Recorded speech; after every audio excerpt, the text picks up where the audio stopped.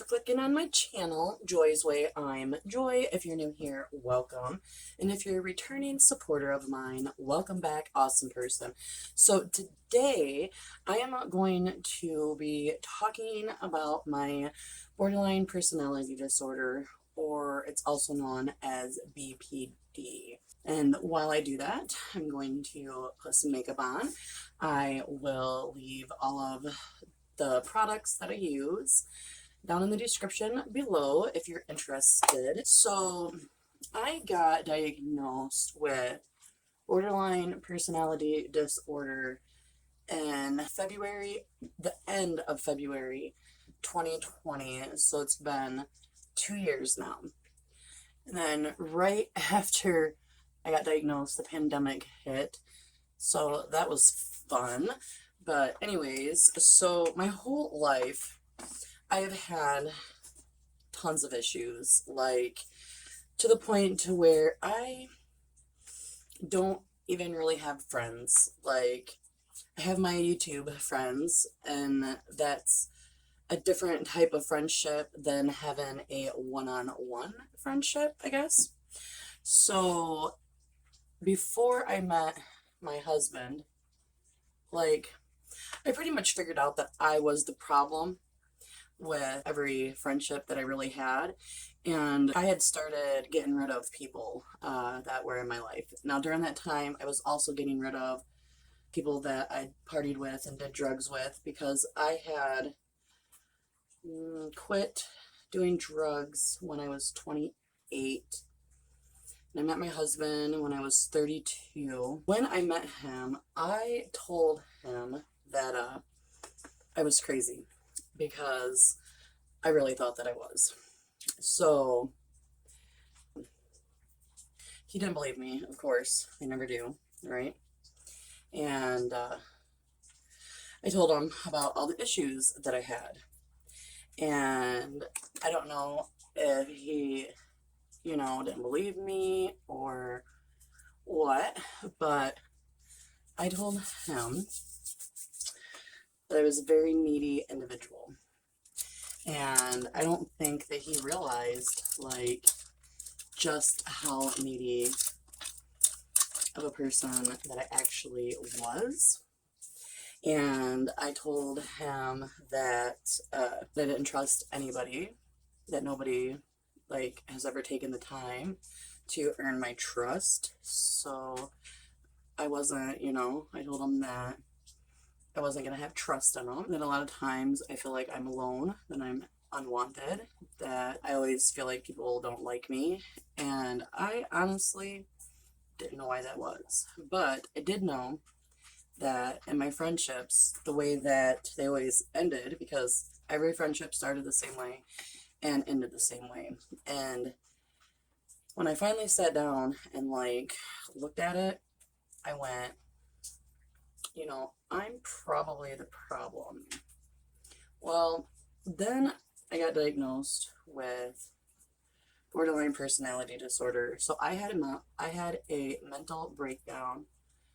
It was like the 23rd, 24th of February, and I had to go to the dentist, and I have fake teeth. At the time, I still had like 8 teeth on the bottom, and my top, like I have right now, it's a full denture plate, and it was too big. So I was going to go in and they were going to resize it.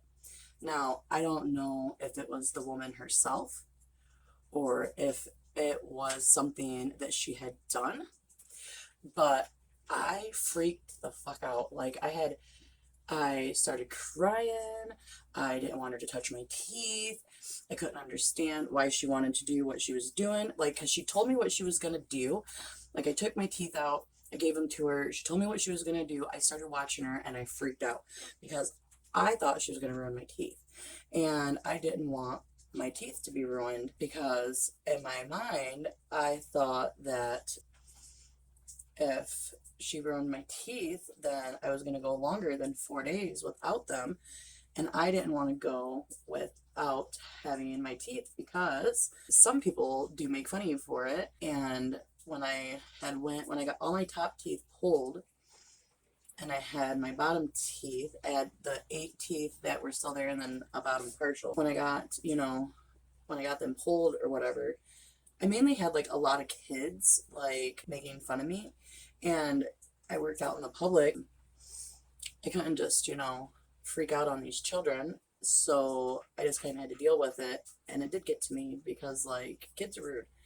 And I knew that I looked different without my teeth, but I didn't really think it was that big of a deal. Like, at first, I didn't think it was that big of a deal. But it got to the point where I went and got a factory job so that way I didn't have to work out in the public and have rude ass little kids, you know, saying shit to me because I wanted to fight their parents, is what I wanted to do.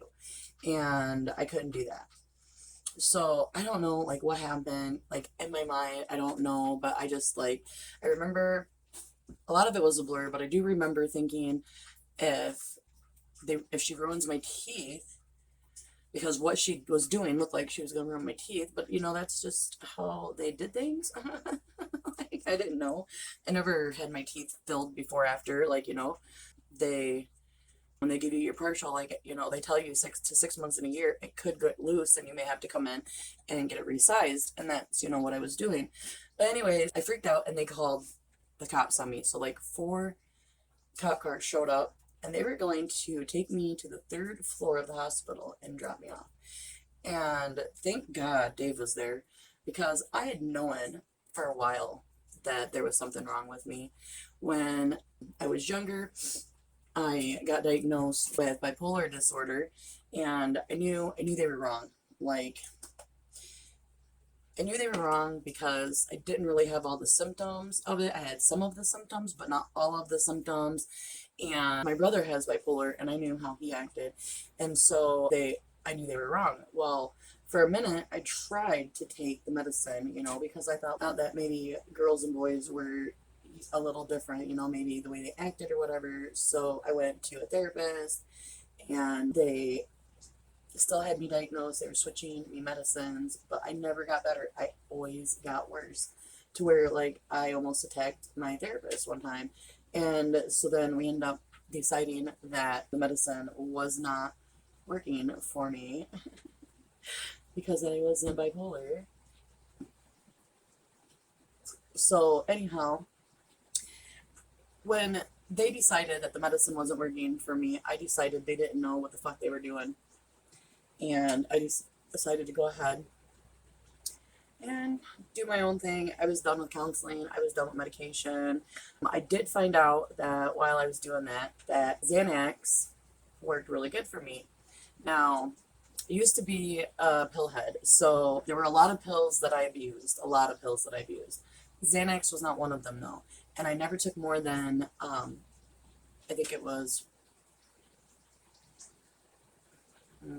there was like 0.25s, which was the least one you could get, and there was 0.5s, and then it like went up. I only ever took the 0.5s because I just needed it to help with my anxiety. And years ago, you didn't have to take a drug test to get them, but now you have to. And I smoke marijuana in the state that I live in. It is recreational. Before it was recreational, it was medical, and my back doctor told me that I should probably just go ahead and get the medical marijuana card, because there was nothing more that they could do to help me with my back pain. And my hip specialist pretty much said the same thing. So I was getting the medical marijuana until it became recreational, because I didn't want to have to pay $150 every 2 years and go to the doctors and pay another like $50 or whatever to go see the doctor, the marijuana doctor, because now it's recreational and you still have guidelines and stuff, but it's just cheaper. So to me, it makes more sense to not be medical. But anyways, so when I moved up here after I met my husband, and I knew there was things that were wrong with me, I tried getting help in the area that I'm living in now.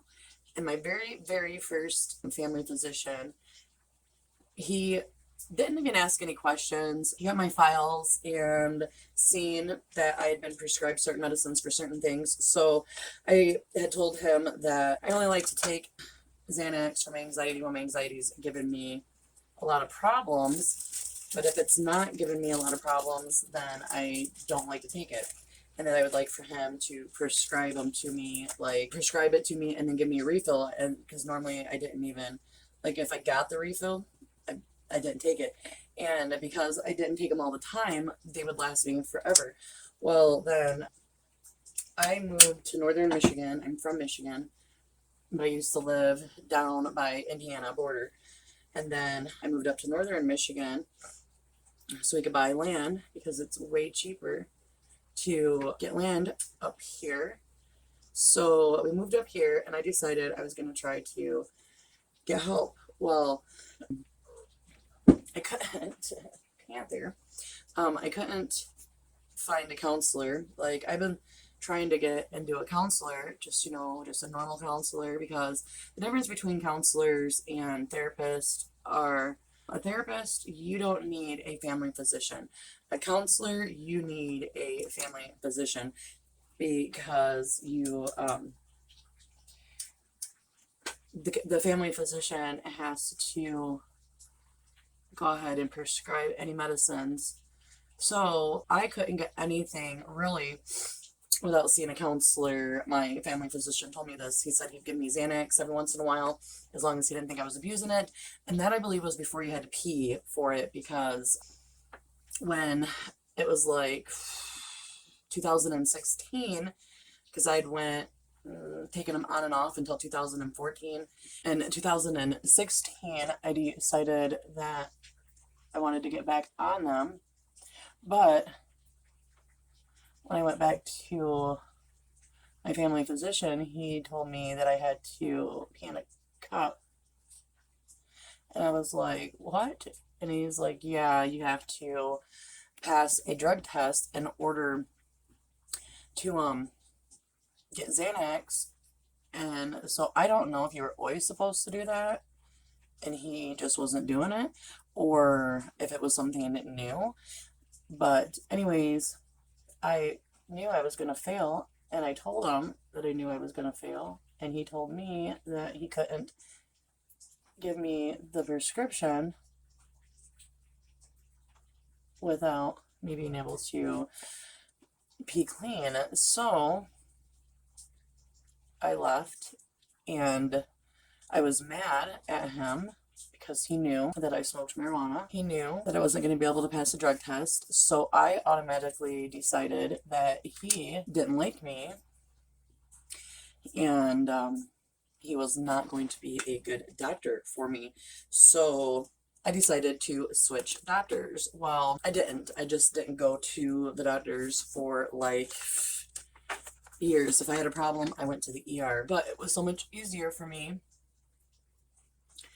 to just do that. And so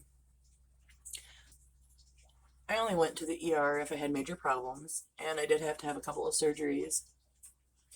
And I didn't even have to go and see my family physician because of the tests that were done at the ER. They set up the appointments and stuff, and I was supposed to do follow-ups with them afterwards, but I didn't.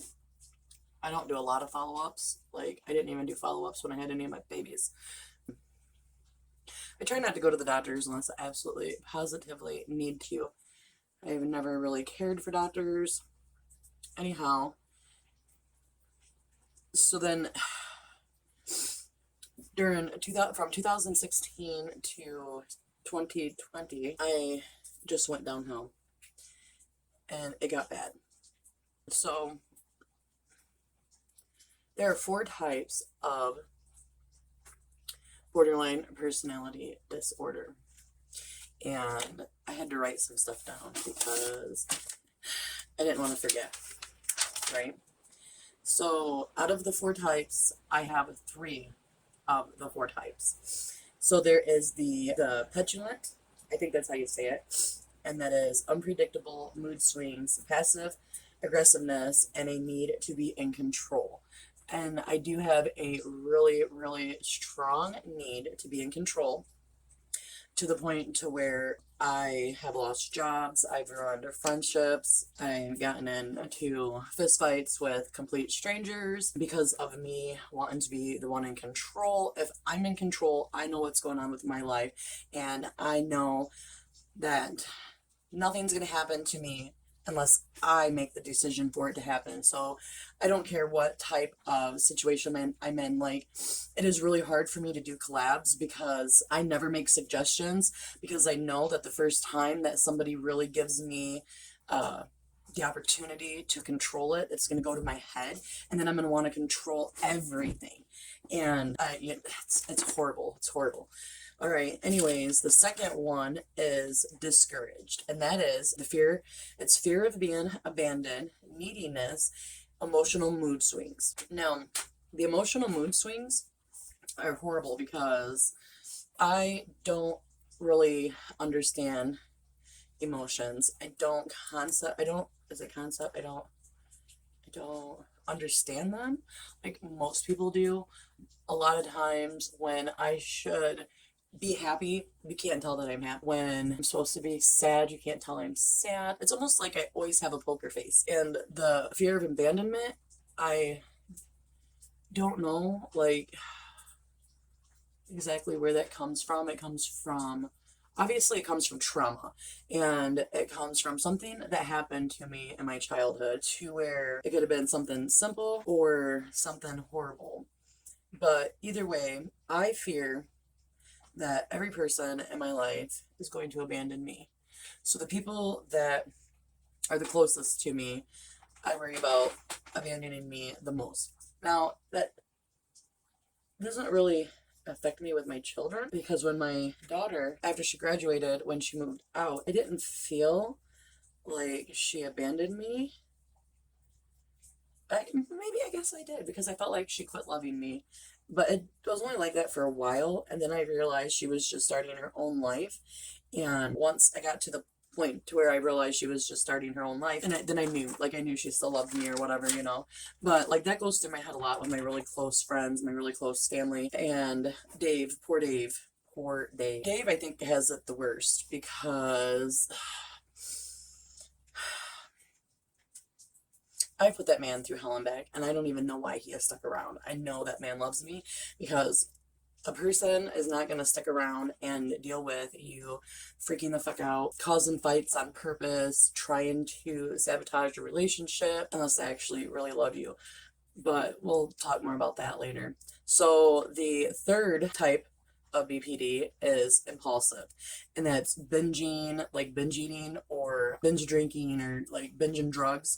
And I binge eat. Like I can go months without eating, but like when like I'm having issues, I eat a lot, and I weigh a lot. Like I weigh almost 250 pounds, so I need to get on my ass again and start working out. So it's binging, and then risky and aggressive behavior.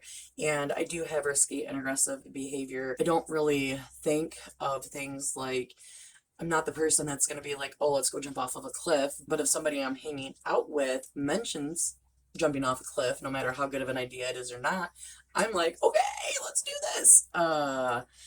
And like, I'll be the one that'll do it first to show everybody it's not that bad, even if, I fuck everything up. Anyways, and the last one is self-destructive, and that is self-harming and abusive behaviors. Now, I don't do that anymore. I did. I used to burn myself between my legs and my inner thighs with lighters when I would get so angry I didn't know what to do. Okay, so the only reason I really love doing these because I get to talk, but I hate because there's so much I want to say and I'm going to bounce around everywhere. But the reason that I got diagnosed with bipolar disorder is because my little brother had gotten diagnosed with it, and he was having it's going to be rude, but a poor me moment. I'm the only one in the family that's got a mental issue, blah, blah, blah, blah. So I knew that I had issues, and I was like, you're not the only one. Like, I'm sure I got problems too. I'll go get diagnosed, so I went to the same place that he was going to. I wasn't seeing the exact same doctors, and I never even told them that, because we have different last names and because we have different dads, but I never told them you know, that he was my brother or anything like that, because I didn't want them to just automatically diagnose me because of my brother. But after like a month of seeing, well, it was like a couple months of seeing a therapist, that's when they diagnosed me with bipolar disorder. But bipolar disorder and borderline personality disorder kind of have a couple of similarities. So I guess according to the couple of counselors and the couple of doctors that I've been through, they say that sometimes it's hard to diagnose. So you'll get diagnosed with one and it won't be right, and then you'll get diagnosed with the next one. So I got diagnosed incorrectly the first time, and then it took, let's see, I was like 20 when they diagnosed me the first time, and then I was 40, so it took them 20 years. And I had seen quite a few counselors during that time, a few therapists, and like they, you know, had diagnosed me with depression and anxiety and things like that, but they never were sure, because they were like, you know, I had one therapist that told me that I had narcissistic tendencies, which, you know, a lot of people do, but some people more than others. And then like, so when you get diagnosed, like there's usually like 8 or 9 symptoms, and you got to have like 5 of them to qualify. If you have 4 of them, then you have those tendencies. So I've had, you know, therapists like that I seen, like I always felt like they didn't care. They just wanted to push medicines. They always wanted to give me medicines that they tried giving to me for the bipolar, and I had all of it on record, and you know, it didn't work. So if it don't work, like why are you gonna try to keep giving it to me? Anyways, I'm getting off track. At some point I just like decided to quit taking medicine, decided to quit going to counselors or therapists. Now, when I moved up to northern Michigan, and my depression was getting worse, my anxiety was getting worse. So, like, I moved up to northern Michigan in 2012. By 2016, no, 2018, it was 2018, I decided that I kind of wanted to see a counselor again, because like when you go to counseling and or therapy, they teach you techniques to deal with depression, to deal with anxiety, and you have to actually do the techniques. And after a while, they do start to work. Like the more that you do them, you know, they'll work. So anyways, a lot of times when I'm falling into depression or getting really bad anxiety, like I didn't need medicine because I had my little techniques. And when my techniques ain't working, that's when I need to see somebody. So 2018, I started trying to find a counselor.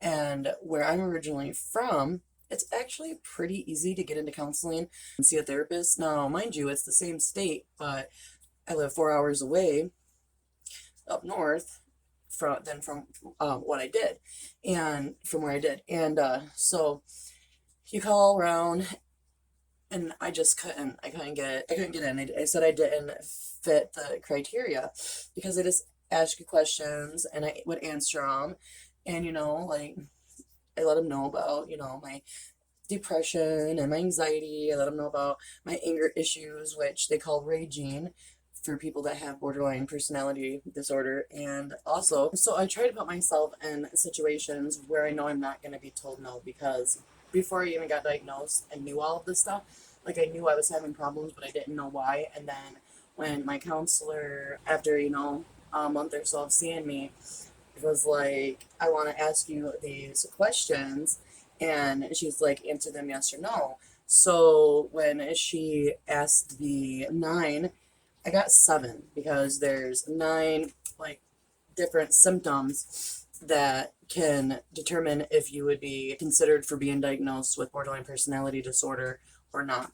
And then if you, you know, hit the 5 or more, then they start, you know, doing like counseling to find out, like, you know, more to see if you really are borderline or like with them, because borderline and bipolar, because like BPD and bipolar disorder do have a few similarities. They wanted to make sure that they were going to be diagnosing me with the right thing. So, you know, it took me like a few months actually being in counseling and starting medicine before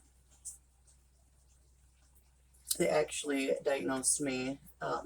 100% gave me like an actual legit diagnosis of having borderline personality disorder. And it's really crazy. Like, so I have, all these notes that I took, and I'm not even really following any of them, but I'm going to go through them really quick and see, like what I can remember. But, so, um, the biggest thing about borderline personality disorder is people get it confused with DID or multiple personality disorder.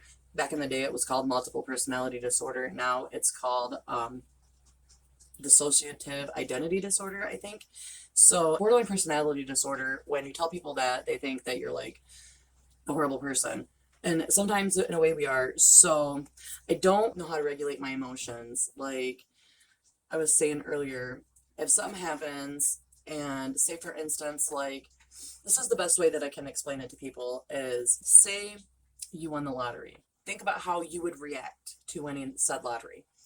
And then I'm going to tell you, if I won the lottery, I'm going to be just like this. I'm going to be like, oh, that's great. Like, cool. Because I don't know how to be happy. I don't know how to get excited for things. I have tons of mood swings. Like, I think bipolar disorder has a lot of mood swings too, but I have tons of mood swings. Like, in a day, I can go good to bad to irritated to annoyed to pissed, back to good to irritated to annoyed, back to good, like, and it just bounces. It's just boom, boom, boom, boom, boom. I have a lot of raging. I get mad very easily. I get mad at something that is so easy as spilling a glass of milk. Like most people, when they spill something, it's an accident, right? But I'm like, what the fuck? Like, why are you spilling shit? Or I rage when it's, extreme, when there's like, an actual big problem going on. I do hold a lot of shame after I rage because I can't control my raging. That's the one thing that most people don't understand is when I get to a point, what happens is I get triggered. Something triggers me, and I don't know, like maybe when I was a kid, because I'm talking about because I've done this to my children before, and you can only get through your mental health if you're completely honest, even if it makes you sound like the hugest dick in the world. But I was that parent that would freak the fuck out if my kids spilt milk. And so there's a good possibility that in my childhood, I had spilt milk or I had watched somebody spill milk, and whoever the adult figure was freaked out. And so I rage now. Like, so now when that happens to me, I rage. And that's because I don't know how to deal with my emotions. When little things happen, I automatically get mad and angry and irritated, and I don't know what to do. So after I rage, I have a lot of shame, and I feel sorry immediately afterwards, and I'll start apologizing. And I'll apologize for everything, even for stuff that I have no control over, like, you know, you could tell me that you went to the store and they ran out of your dog food, and I'm like, oh, I'm so sorry. Is there anything I can do to help you? I just apologize for everything. I have a favorite person. People with borderline personality disorder, they attach themselves to people because they don't understand their own identity. And so because they don't understand their own identity, they mimic everybody around them. And before I found out, what I was completely diagnosed with or started learning about my mental illnesses, when I was younger, I would attach myself, like, I had a favorite person, so let's go back to my 20s. So I had a favorite person. I had my cousin Elle. I'm not gonna say her name because I don't know if she'd get mad or not, but I had my cousin Elle, and she was like the main person that I was friends with, and I tried to be her. If she dyed her hair, I dyed my hair. If she went and bought new clothes, I'd go buy new clothes, type of thing. If she tried something new, I would try something new. Like, I tried to mimic her so bad because she was my favorite person, and I didn't know. Like, at the time, like, I had no clue that I attached myself to people, and I would get one favorite person, and then I would ruin that relationship, and I would bounce from my cousin L to my cousin S, and that's her sister. And so, and then I would also bounce from other people. Like I had another friend whose name started with an L. When I would get mad at one person, then I would find another person to attach myself to. And in the beginning of every friendship, it would go great. But then after a while, it would go bad because I can make up fake scenarios in my head that's going on with something or with a situation and it not be true at all. And I think it's true at that moment. And there's nothing you can do or say to convince me. And I will cut off our friendship quicker than shit because if I think you're doing me dirty, I don't want nothing to do with you. And I did this a lot. I still do. That's why I choose not to have really close friends because I am the problem. I cause the problems in my friendships. I start every fight. I make a mountain out of a molehill. And sometimes it's imaginary. Sometimes I just think about it. Sometimes it's just a thought that goes through my head. Like, you know, for instance, I had this one friend and her name was, well, her name started, so I don't want to say these people's names because you can get in trouble. But so I had this one friend and her name started with a K, and she and I were pretty good friends. We hung out all the time. And then she told me a story about how she hung out with one of her really good friends. And I was so heartbroken. I was so heartbroken. Like, I instantly got pissed off.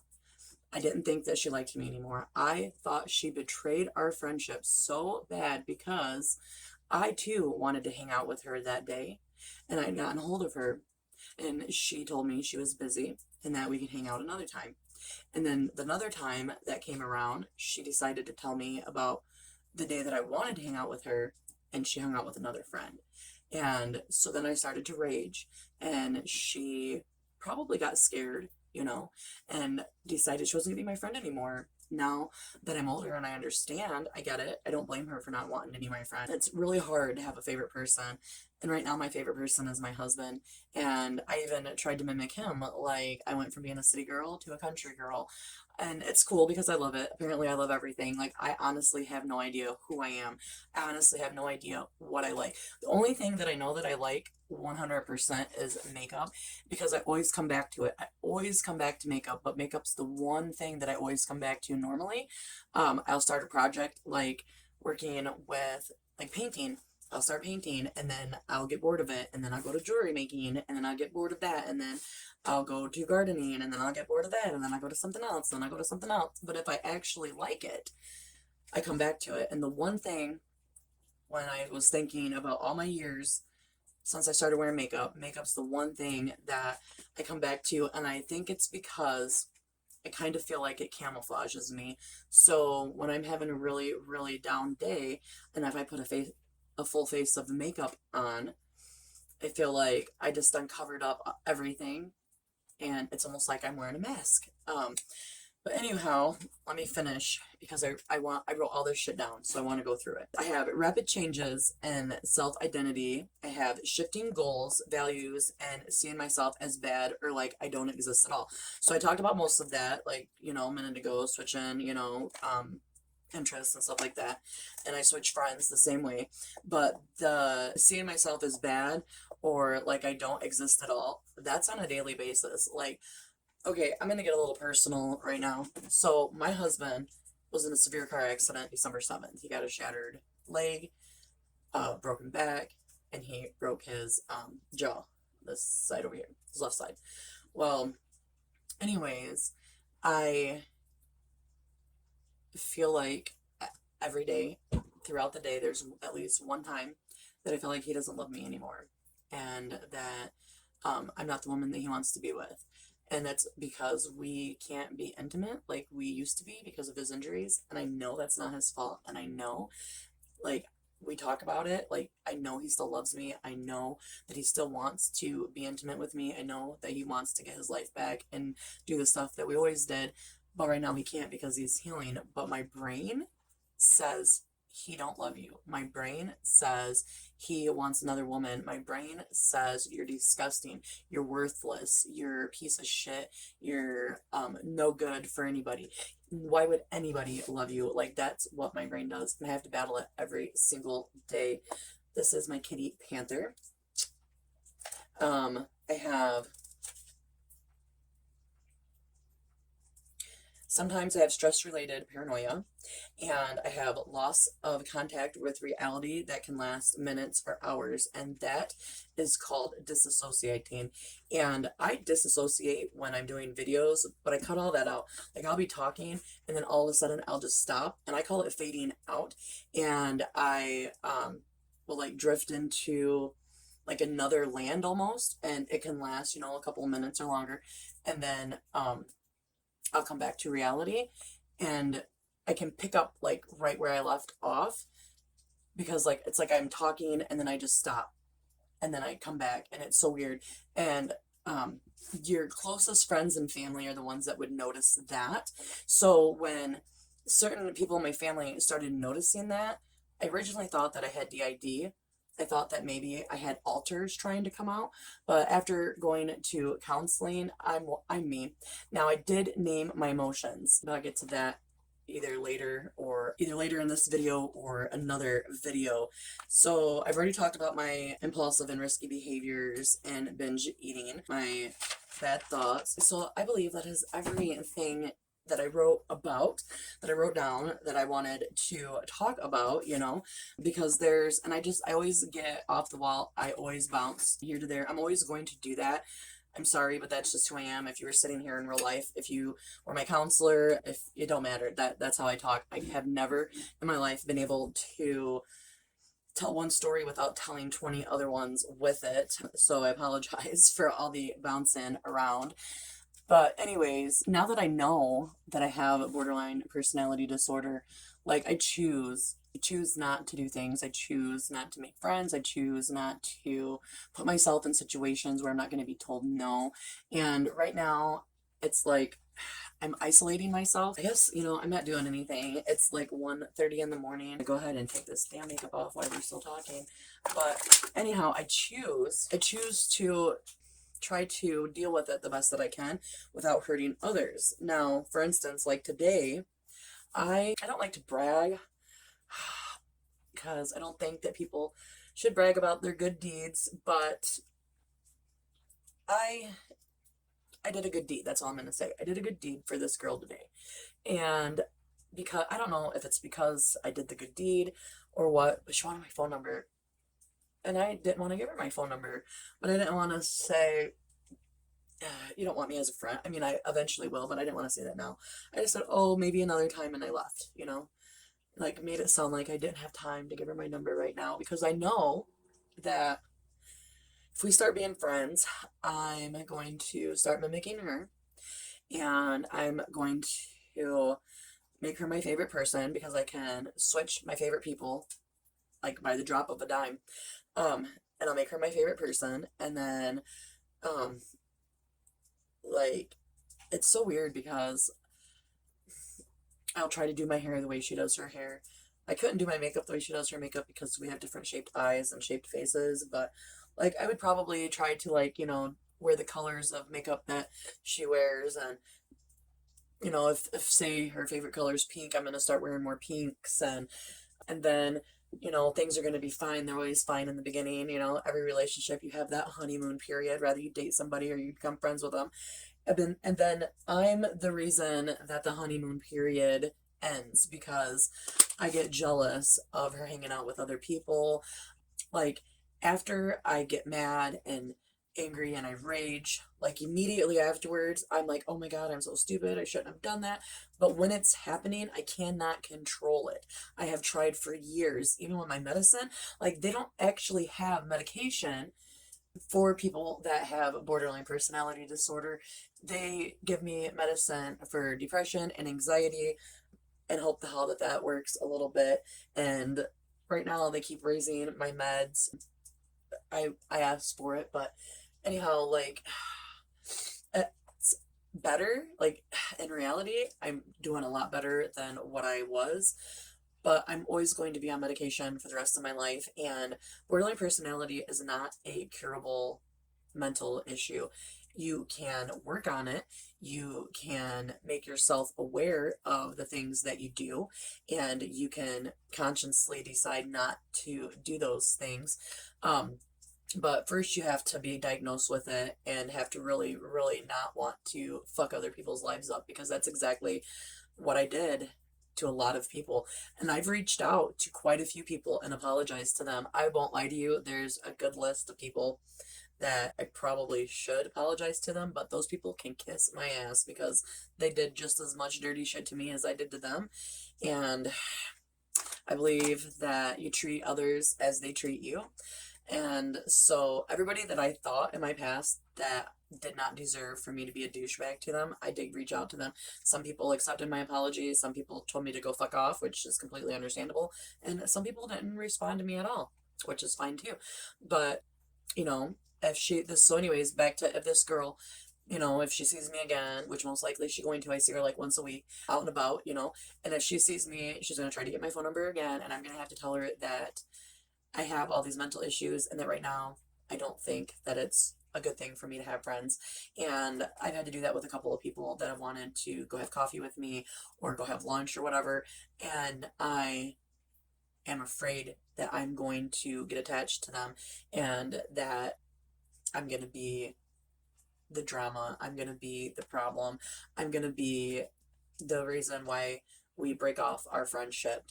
But okay, so I am like tired. It's, now like 1:30 or whatever, and I went through my paper at the moment. I think I've done talked about everything that I wanted to talk about and get off my chest. And for those of you that didn't think that I was a complete asshole, I'm a complete asshole. I'm trying to get better now. I am aware of certain things now, but up until 2 years ago, I was like the biggest asshole.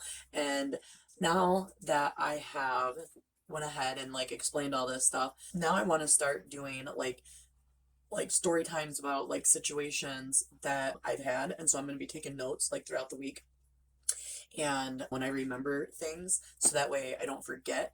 And I'm going to try to tell you stories that have happened that have to do with my mental illness that at the time I didn't know was my mental illness, but I do now. Alrighty, I do hope that you enjoyed watching me put makeup on, take it back off. I had to do something. I mean, I could just sit here and do shit if y'all don't care about that, but my channel's kind of a makeup channel, you know what I mean? But anyhow, I do hope that you enjoyed this video. I hope that you have a wonderful day. Remember that I do love you. You may just piss me off sometimes, and I may try to break up with you once in a while, but I'm gonna love you forever, because that's what I do. But anyways, I hope you have a wonderful night for being awesome, and peace out, awesome.